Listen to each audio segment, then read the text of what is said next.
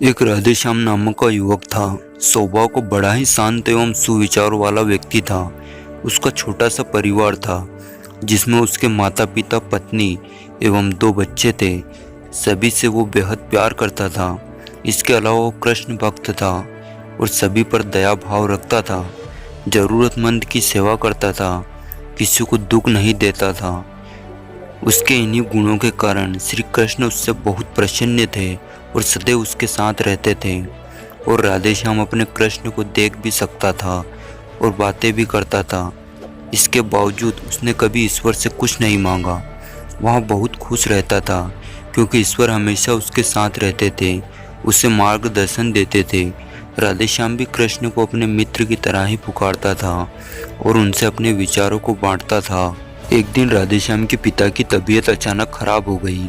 उन्हें अस्पताल में भर्ती किया गया। उसने सभी डॉक्टर्स के हाथ जोड़े, अपने पिता को बचाने की मिन्नतें की, लेकिन सभी ने उससे कहा कि वो ज़्यादा उम्मीद नहीं दे सकते और सभी ने उसे भगवान पर भरोसा रखने को कहा। तभी राधेश्याम को कृष्ण का ख्याल आया और उसने अपने कृष्ण को पुकारा। कृष्ण दौड़े चले आए। राधेश्याम ने कहा, मित्र तुम तो भगवान हो, मेरे पिता को बचा लो। कृष्ण ने कहा, मित्र ये मेरे हाथों में नहीं है, अगर मृत्यु का समय होगा तो होना तय है। इस पर राधेश्याम नाराज हो गया और कृष्ण से लड़ने लगा। गुस्से में उन्हें कोसने लगा। भगवान ने भी उसे बहुत समझाया पर उसने एक ना सुनी।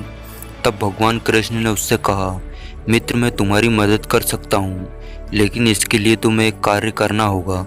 राधेश्याम ने तुरंत हाँ कर दी और पूछा, कैसा कार्य? कृष्ण ने कहा, तुम्हें किसी एक घर से मिट्टी भर ज्वार लानी होगी और ध्यान रखना होगा कि उस परिवार में कभी किसी की मृत्यु ना हुई हो। राधेश्याम झट से हाँ बोलकर तलाश में निकल गया। उसने कई दरवाजे खटखटाए। हर घर में ज्वार तो होती है, लेकिन ऐसा कोई नहीं होता जिनके परिवार में किसी की मृत्यु ना हुई हो।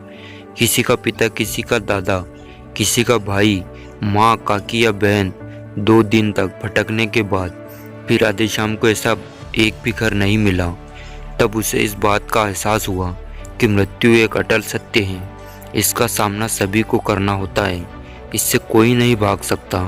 और वो अपने व्यवहार के लिए कृष्ण से क्षमा मांगता है और निर्णय लेता है जब तक उसके पिता जीवित है उनकी सेवा करेगा। थोड़े दिनों बाद राधेश्याम के पिता स्वर्ग सिधार जाते हैं। उसे दुख तो होता है, लेकिन ईश्वर की दी हुई सीख के कारण उसका मन शांत रहता है। दोस्तों, इसी प्रकार हम सभी को इस सच को स्वीकार करना चाहिए कि मृत्यु एक अटल सत्य है।